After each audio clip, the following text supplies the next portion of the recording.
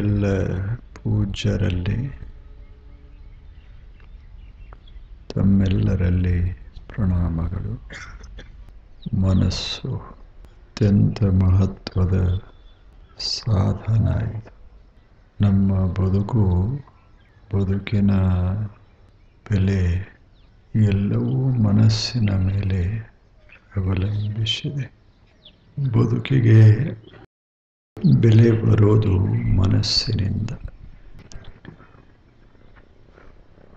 ಬದುಕಿನ ವೈಭವ ಹೆಚ್ಚೋದು ಕಡಿಮೆಯಾಗೋದು ಮನಸ್ಸಿನಿಂದ. ಜೀವನ ಅಂದರೆ ಮನಸ್ಸಿನ ಒಂದು ಬಗೆಯ ಕ್ರೀಡೆ.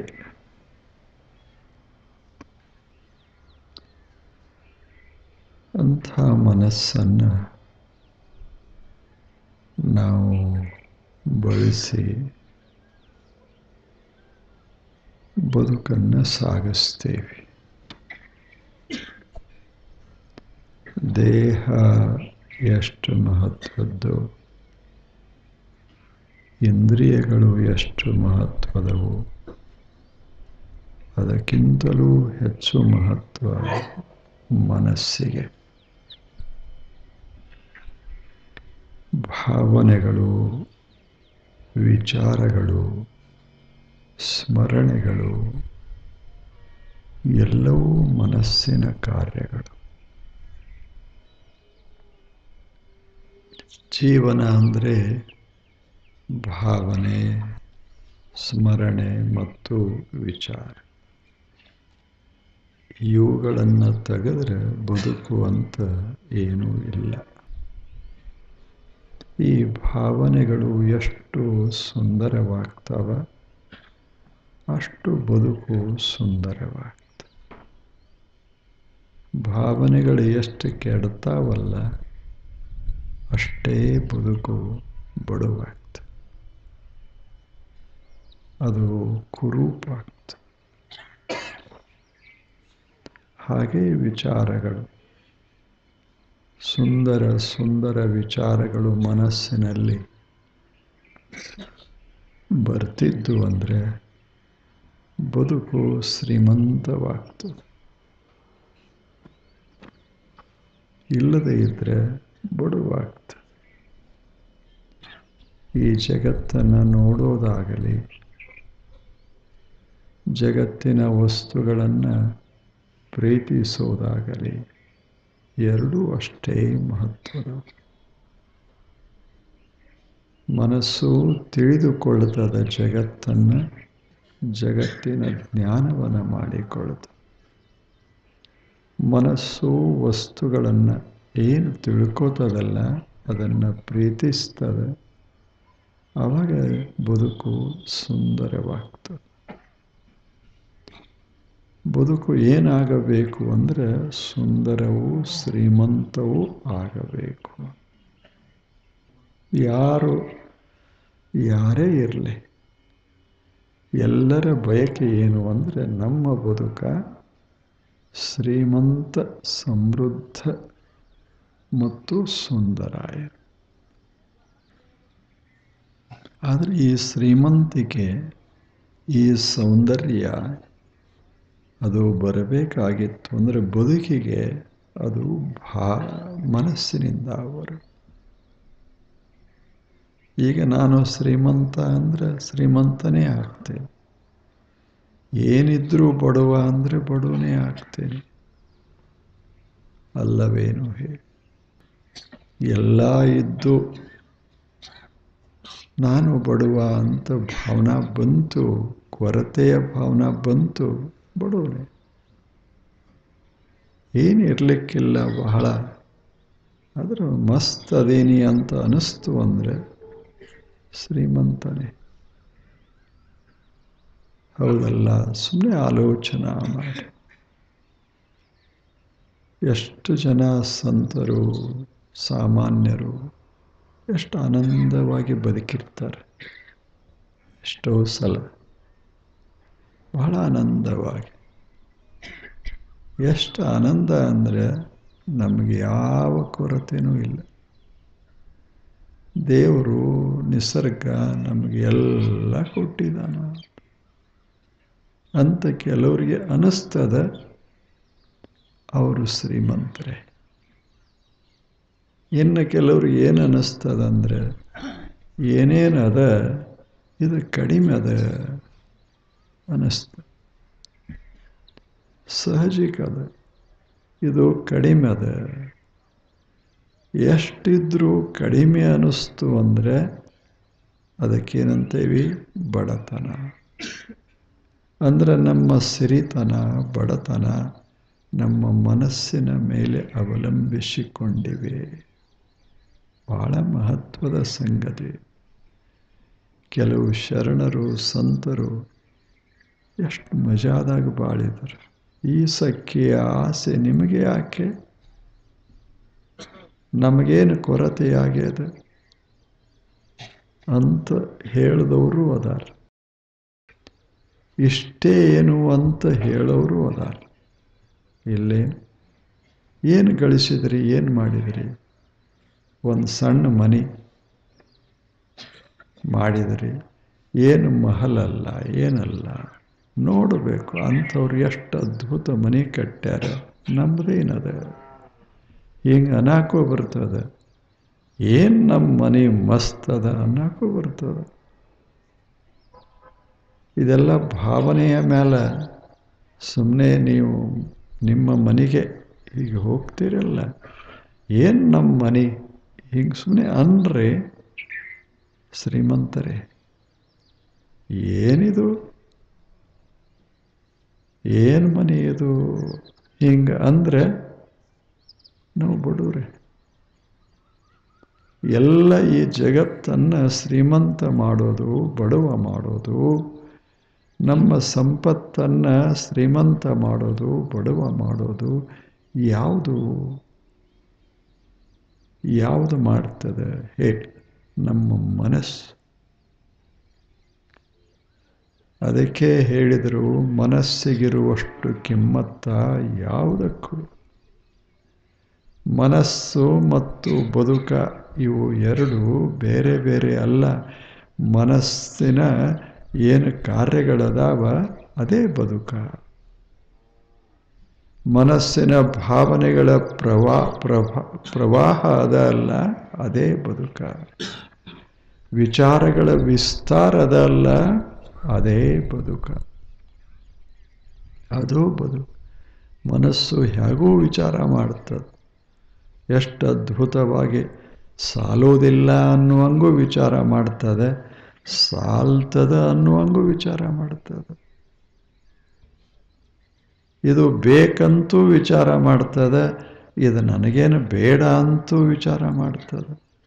ಮಾಡೋದಿಲ್ಲೇನೀಗ ಪಗಾರ ಅಂತದೆ.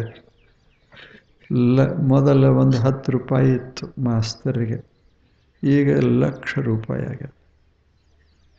ಆದರೂ ಏನದ, ಇನ್ನೊಂದಿಷ್ಟು ಹೆಚ್ಚಾಗಬೇಕು.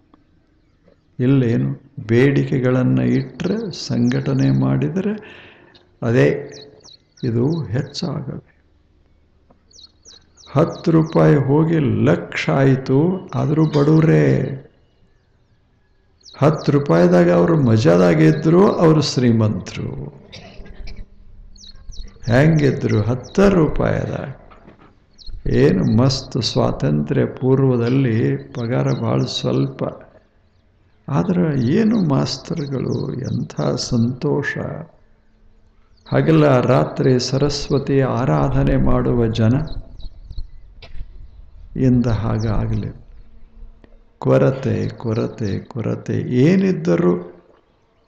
ಏನಿದ್ದರೂ ಎಷ್ಟಿದ್ದರೂ ಸಾಕು ಅನ್ನಿಸೋದಿಲ್ಲಲ್ಲ. ಮನಸ್ಸೇ ನಮ್ಮನ್ನು ಬಡವರನ್ನಾಗಿಸಿದೆ. ಬಡವರಾಗಿದ್ದೀವಿ. ಅದಕ್ಕಿಂತ ಮನಸ್ಸನ್ನು ಶ್ರೀಮಂತಗೊಳಿಸಬೇಕಾಗಿತ್ತು ಅಂದರೆ, ಮನಸ್ಸನ್ನು ಸುಂದರಗೊಳಿಸಬೇಕಾಗಿತ್ತು ಅಂದರೆ, ಮನಸ್ಸಿನೊಳಗಿರುವ ಕಾಲುಷ್ಯಗಳನ್ನು ತೆಗೆದು ಹಾಕಬೇಕಾಗ್ತದೆ. ಅಂಥ ಕೆಲ ಕಾಲುಷ್ಯಗಳನ್ನು ನಾವು ನೋಡೇವಿ. ನೋಡಿಲ್ಲ ವಾಂಛೆಗಳು, ಬಹಳ ಚಿಂತೆ, ದ್ವೇಷ ನೋಡಿದ್ದೇವೆ. ಅನೇಕ ಸಂಗತಿಗಳನ್ನು ನಾವು ನೋಡಿದ್ದೇವೆ. ಇವುಗಳನ್ನು ಮನಸ್ಸಿನಿಂದ ಹೇಗೆ ಸರಿಸಿ ಬಿಡ್ತೇವಲ್ಲ, ಮನಸ್ಸನ್ನು ಸ್ವಚ್ಛ ಮಾಡೋದಂತಾರೆ. ಬಸವಣ್ಣನವರು ಜಗತ್ತಿಗೆ ಇಷ್ಟು ವಚನ ಬರೆದರು, ಅಷ್ಟು ವರ್ಷ ಅವರ ಅನುಭವ ನಡೆಸಿದರು. ಅವ್ರದ್ದು ಒಟ್ಟು ಸಾರ ಏನು ಅಂದರೆ ಮನಸ್ಸು ಸ್ವಚ್ಛ ಇರು. ಮನಸ್ಸು ಸ್ವಚ್ಛ, ಸುಂದರ, ಶ್ರೀಮಂತ ಇರಬೇಕು. ಇವು ಮೂರು. ಸೌಂದರ್ಯ ಬರಬೇಕಾದ್ರೆ ಸ್ವಚ್ಛತಾ ಇರಬೇಕು. ಒಳ್ಳೆಯ ವಿಚಾರಗಳು ಬರಬೇಕಾದ್ರೆ ಮನಸ್ಸು ಸ್ವಚ್ಛ ಇರಬೇಕು. ಆದರೆ ಮನಸ್ಸನ್ನು ಸ್ವಚ್ಛ ಇಟ್ಟುಕೊಳ್ಳೋದು ಅಷ್ಟೇನು ಸುಲಭ ಅಲ್ಲ. ಯಾಕೆ ಅಂದರೆ ಮನಸ್ಸು ಯಾವಾಗಲೂ ಏನು ಮಾಡ್ತದೆ? ನೋಡ್ತದೆ, ಕೇಳ್ತದೆ, ಮುಟ್ತದೆ. ಇದನ್ನೆಲ್ಲ ಮಾಡುವಾಗ ಬೇರೆ ಬೇರೆ ಕಸಗಳು ಬಂದು ಒಳಗೆ ಬೀಳ್ತಿರ್ತವೆ. ಒಳಗೆ ಧೂಳ, ಮನಸ್ಸಿನಾಗ ಧೂಳ ಬೀಳ್ತಿರ್ತ. ಅದು ಮನೆ ಇದ್ದಂಗೆ. ಮನ್ಯಾಗ ಒಂದಿಷ್ಟು ಧೂಳು ಬರೋದಿಲ್ಲ. ಏನು ಅರಮನೆ ಇದ್ರೆ ಏನಾಯಿತು? ಕಸಬರಿಗೆ ಬ್ಯಾಡೇನು? ಅದರಾಗ ಬಂಗಾರನೇ ಇರಬಹುದು, ಮುತ್ತು ರತ್ನ ಇರಬಹುದು.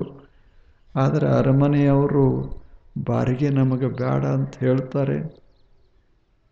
ಒಂದು ವೇಳೆ ಕಿಮ್ಮತ್ತಿಲ್ಲದ ಬಾರಿಗೆ, ಇದು ಕಸ ಬಾರಿಗೆ, ಇದು ಕಿಮ್ಮತ್ತಿಲ್ಲದ್ದು ಇಲ್ಲಿ ತರಬೇಡಿ ಅಂದರೆ ಇರೋದೆಲ್ಲ ಹೊಲಸಾಗ್ತದೆ. ಇರೋದೆಲ್ಲ ಹೊಲಸಾಗ್ತದೆ. ಬಂಗಾರಲ್ಲ ಶೋಭೆ ತರೋದು, ಸ್ವಚ್ಛತೆ. ಬಾರಿಗೆ ಎಷ್ಟು ಸ್ವಚ್ಛ ಮಾಡ್ತದೆ, ಮನೆಯನ್ನು ಸುಂದರಗೊಳಿಸ್ತದೆ. ಮತ್ತು ಹೆಂಗಿರ್ತದೆ? ಯಾರಿಗೇ ಕಾಣದಂಗೆ ಮೂಲೆಯಾಗಿರ್ತದೆ. ಯಾರೇ ಇಷ್ಟೆಲ್ಲ ಸ್ವಚ್ಛ ಮಾಡಿದ ಮನೆ ಅಂತ ಬಾಗಿಲು ಎದುರಿಗೆ ತಂದು ಇಟ್ಟಾರೇನು? ಶೋಕೇಸ್ದಾಗ ಹಾಕಿಟ್ಟಾರೇನು? ಮತ್ತು ಅದು ಇಲ್ಲ ಅಂದರೆ ಮನೆ ಇಲ್ಲ. ಆದರೆ ಅದಕ್ಕೆ ಮಹತ್ವ ಇಲ್ಲ. ತಾನು ಸುಮ್ಮನೆ ಬಿದ್ದಿರ್ತದ ಒಂದು ಕಡೆ, ನಸಿಕಿನಲ್ಲಿ ಹೇಳಕ್ಕೆ ಶುರು ಮಾಡ್ತದೆ. ಹೇಳಿ ಸುಮ್ಮನೆ ತಾವು ನೋಡಿ ಎಷ್ಟು ತಣ್ಣಗದ ಬಾರಿಗೆ, ಎಷ್ಟು ತಣ್ಣಗದ ಮನೆಯೆಲ್ಲ ಶೋಭೆಗೊಳ್ಳೋದು ಬಾರಿಗೆ. ಹೊಲಸು ಬೀಳೋದೆ. ಎಷ್ಟು ಸಂಪತ್ತಿದ್ರೂ ಹೊಲಸಿರೋದೆ. ಹಾಗ ಎಂಥ ಮನಸ್ಸದ ಅಂದರೂ, ಎಂಥ ಜೀವನ ಸಾಗಿಸ್ತೀವಿ ಅಂದರೂ ಒಂದಿಷ್ಟು ಕಣ್ಣಿನಿಂದ ಬಂದು ಬೀಳ್ತದೆ, ಒಂದಿಷ್ಟು ಕಿವಿಯಿಂದ ಬಂದು ಬೀಳ್ತದೆ. ಇದು ಬೀಳ್ತದೆ. ಯಾಕೆಂದರೆ ಇಂದ್ರಿಯಗಳು ಕೆಲಸ ಮಾಡಬೇಕಾಗ್ತದೆ. ನೋಡಿದಾಗ ಒಂದಿಷ್ಟು ಬೇಕು ಬೇಡ ಅಂಥದೆಲ್ಲ ಕಸ ಒಳಗೆ ಬಂದು ಬಿದ್ದಿರ್ತದೆ. ಅದನ್ನು ತೆಗೆಯೋ ಕೆಲಸ ಮಾಡದೇ ಇದ್ದರೆ ಮನಸ್ಸು ಹೊಲಸಾಗ್ತದೆ, ಜೀವನ ಹೊಲಸಾಗ್ತದೆ. ಅದನ್ನು ತೆಗಿಬೇಕು. ಅದಕ್ಕೆ ರವೀಂದ್ರನಾಥ್ ಟ್ಯಾಗೋರ್ ಬಹಳ ದೊಡ್ಡ ಮಹಾನುಭಾವರು, ಬಹಳ ದೊಡ್ಡವರು. ಹೋದ ಶತಮಾನದಲ್ಲಿ ಬಾಳಿ ಬದುಕಿ ಏನು ಶ್ರೀಮಂತ ಮಾಡಿದರು. ಸಾಹಿತ್ಯ ಕ್ಷೇತ್ರವನ್ನು ಅತ್ಯಂತ ಶ್ರೀಮಂತ ಮಾಡಿದ ಮಹಾನುಭಾವ, ಋಷಿ ಅಂತ ಅನಿಸ್ಕೊಂಡ್ರು. ಅಂಥ ರವೀಂದ್ರನಾಥ್ ಟ್ಯಾಗೋರ್ ಅವರು ಹೇಳ್ತಾರೆ, ಹೆಂಗಿರಬೇಕು ಮನೆ? ಹೇಗಿರಬೇಕು? ಸ್ವಚ್ಛ. ನನ್ನ ಮನೆ ಹೆಂಗಿರಬೇಕು? ನನ್ನ ಮನೆ ಸ್ವಚ್ಛ ಆಗಿರಬೇಕು. ನನ್ನ ಮನೆಯಲ್ಲಿ ಏನಿರಬೇಕು? ಸುವಾಸನೆ ಇರಬೇಕು. ನೋಡಬೇಕು. ನನ್ನ ಮನೆಯಲ್ಲಿ ಏನಿರಬೇಕು? ಸುವಾಸ. ಮನೆ ಹೇಗಿರಬೇಕು? ಸ್ವಚ್ಛ. ಬೆಳ್ಳಿ ಬಟ್ಟಲಾಗಲಿ, ತೂಗು ತೊಟ್ಟಿಲಾಗಲಿ ಹಿಂಗೆ ಹೇಳಲಿಲ್ಲ ಅವರು. ಮನೆಯಾಗೇನಿರಬೇಕು? ಬಂಗಾರ, ಬೆಳ್ಳಿ, ಮುತ್ತ, ರತ್ನ ಎಲ್ಲ ಇರಬೇಕಂತ ಹೇಳಲಿಲ್ಲ. ಇರಲಿ ಬಿಡಲಿ, ಮೊದಲನೇದು ಸ್ವಚ್ಛ ಇರಬೇಕು. ಸುವಾಸ. ಎಷ್ಟು ಚೆನ್ನಾಗಿ ಹೇಳು, ಎಷ್ಟು ಸುಂದರವಾಗಿ ಹೇಳು. ಬರೀ ಅಷ್ಟೇ ಹೇಳಿಲ್ಲ, ಅವರು ಇನ್ನೊಂದು ಮಾತು ಹೇಳಿದ್ದಾರೆ. ಪರಮಾತ್ಮನೇ ನನ್ನ ಮನೆಯನ್ನು ಸ್ವಚ್ಛಾಗಿ ಇಟ್ಟುಕೊಂಡಿದ್ದೇನೆ. ನಿನಗಾಗಿ ಒಂದು ಚಾಪಿಯನ್ನು ಹಾಸಿದೆ. ನಿನಗಾಗಿ 4 ಹೂಗಳನ್ನು ತಂದು ಇಟ್ಟಿದ್ದೇನೆ. ನೀನು ಯಾವಾಗ ಬಂದರೂ ಸರಿ, ಬಾಗಿಲಲ್ಲಿ ಕೂತು ನಿನ್ನ ದಾರಿ ಕಾಯ್ತೇನೆ. ಅಂದ್ರೆ ದೇವ ಬರಬೇಕಾದರೆ ಮನೆಯಲ್ಲಿ ಏನಿರಬೇಕು? ಸ್ವಚ್ಛತೆ. ಆ ಬಳಿಕ ಸುವಾಸನೆ. 2 ಬಹಳ ಮಹತ್ವದವು. ಆ ನಂತರ ಒಂದಿಷ್ಟು ಅನ್ನ, 1 ಬಟ್ಟಲು ನೀರು. ದೇವ ಬಂದರೂ ಇಷ್ಟೇ. ದೇವ ಬಯಸೋದು ಏನು ಅಂದರೆ ಈ 4 ಸಂಗತಿಗಳು. ಮನುಷ್ಯನೇ ಅವರು ಹೇಳ್ತಾರೆ, ದೇವನೇ ನನ್ನ ಮನೆ ಸ್ವಚ್ಛದ, ನನ್ನ ಮನೆ ಸುವಾಸಿತದ, ನನ್ನ ಮನೆಯಲ್ಲಿ ತುತ್ತು ಅನ್ನ ಅದ, ನನ್ನ ಮನೆಯಲ್ಲಿ ಕಪ್ಪು ಏನದ, ಒಂದು ಬಟ್ಟಲ ನೀರಿದೆ. ನೀನು ಬರಬೇಕು ಅಂತ ನನ್ನ ಇಚ್ಛೆ. ನಾನು ದಾರಿ ಕಾಯ್ತಾ ಇದ್ದೇನೆ. Waiting for you O Lord, waiting for you. ನೀನು ಬರಲೇಬೇಕು. ನಾನು ನಿನ್ನ ದಾರಿ ಕಾಯ್ತಾ ಇದ್ದೇನೆ.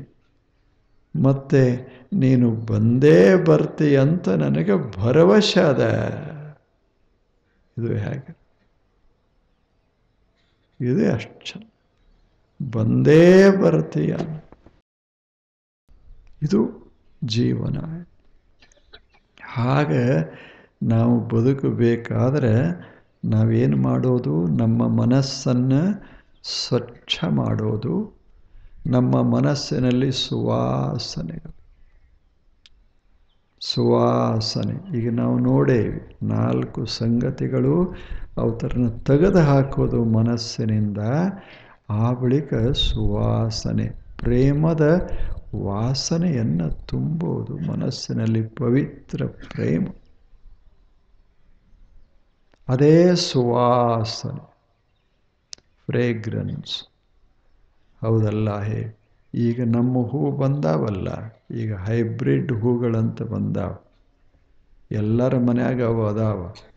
ಕೆಲವು ಪ್ಲಾಸ್ಟಿಕ್ ಹೂ ಅದಾವ, ಕೆಲವು ಹೈಬ್ರಿಡ್ ಹೂ ಅದಾವ. ಹೇಳಿ, ಅವಕ್ಕೆ ಬಣ್ಣದ ವಾಸನೆ ಇಲ್ಲ. ಚಂದ ಕಾಣ್ತಾವ, ಆದರೆ ಜೀವಿಲ್ಲ. ಒಂದು ಸಣ್ಣ ಹೂನೇ ಇರಲಿ, ಜೀವಂತಿಕೆ ಅದು ಅದರಲ್ಲಿ ಸುವಾಸನೆ ಅದರಲ್ಲಿರುವ ಸೌಂದರ್ಯ ಸಜೀವ ಸೌಂದರ್ಯ. ವ್ಯತ್ಯಾಸ. ನಮ್ಮ ಬದುಕು ಇವು 2ರ ಮಧ್ಯೆ ನಾವು ಆಯ್ಕೆ ಮಾಡಿಕೊಳ್ಳೋದು. ಇದು ಪ್ಲಾಸ್ಟಿಕ್ದೇನದ, ಬಾಡುವುದಿಲ್ಲ, ಆದರೆ ಬದುಕೇ ಇಲ್ಲವೇ? ಈ ಹೂವ ಬಾಡ್ತದ, ಆದರೆ ಬದುಕೇ ಅದ. ಏನು ಯಾವುದು ನಮಗಿಷ್ಟ? ನಮ್ಮ ಬದುಕು ಹೆಂಗಾಗಬೇಕು? ನೋಡಕ್ಕಷ್ಟೇ ಅಲ್ಲ, ಬದುಕು ನಡಿಬೇಕಲ್ಲ. ಬದುಕು ನಿರಂತರವಾಗಿ ಸಾಗಬೇಕು. ನೋಡೋದಕ್ಕಷ್ಟೇ ಅಲ್ಲ, ಹೂಗಳು ಬರೇ ನೋಡೋದಕ್ಕಲ್ಲ, ನೋಡೋದಕ್ಕಲ್ಲ, ನಮ್ಮ ಮನೆಗಳಲ್ಲಿ ನೋಡಬೇಕು. ಏನು ಆಶ್ಚರ್ಯ! ಹೋಗಿ ನೋಡಿದರೆ ಏನು ಪ್ರತ್ಯಕ್ಷ ಅದಾವನಿಸ್ತು, ಆದರೆ ಏನಿಲ್ಲ ಅದರ, ಏನೇನು. ಹಾಗೆ ನಮ್ಮ ಬದುಕು ಸಹಿತ ಹಂಗಾಗಬಾರದು. ನಮ್ಮದು ಒಂದು ಬದುಕು, ಇದು ಕೇವಲ ಪ್ಲಾಸ್ಟಿಕ್ ಬದುಕಾಗಬಾರದು, ತೋರಿಕೆಯ ಬದುಕಾಗಬಾರದು, ಜೀವಂತಿಕೆ ಇರಬೇಕಲ್ಲ. ಭಾವದ ಮಾಧುರ್ಯ ಇರಬೇಕು, ಭಾವದ ಸೌರಭ ಇರಬೇಕು. ಅಂಥ ಭಾವ ಸೌರಭಕ್ಕೆ ಪವಿತ್ರ ಪ್ರೇಮ ಅಂತ ಕರೀತಾರೆ. ಅದು ಭಾವ ಸೌರಭ, ಬಹಳ ಪವಿತ್ರವಾದ ಪ್ರೇಮ, ಸಹಜ ಸುಂದರವಾದ ಪ್ರೇಮ. ಅದು ಬಹಳ ವಿಶೇಷ. ಪ್ರೀತಿಯಲ್ಲಿ ಪ್ರಕಾರಗಳದ. ಮಲಿನ ಪ್ರೇಮವೂ ಅದ, ಸ್ವಚ್ಛ ಪ್ರೇಮ. ಉದ್ದಿಷ್ಟ ಪ್ರೇಮವೂ ಅದ, ಅನುದ್ದಿಷ್ಟ ಪ್ರೇಮವೂ ಅದ. ದೇವ ಪ್ರೇಮವೂ ಅದ, ವಿಷಯ ಪ್ರೇಮವೂ ಅದ. ಎರಡು ಥರ ಇರೋದು ಪ್ರೇಮ ಒಂದೇ. ಆದರೆ ಅದನ್ನು ನಾವು ಹೀಗೂ ಮಾಡಬಲ್ಲಿವಿ, ಹೀಗೂ ಮಾಡಬಲ್ಲಿವಿ. ಅದನ್ನು ಹೊಲಸೂ ಮಾಡಬಲ್ಲಿವಿ, ಅದನ್ನು ಸ್ವಚ್ಛನೂ ಮಾಡಬಲ್ಲಿವಿ. ಅದು ನಮ್ಮ ಕೈಯೊಳಗಿರೋದು. ಮತ್ತೆ ನಾಳೆ ಬನ್ನಿ. ನಮಸ್ಕಾರ.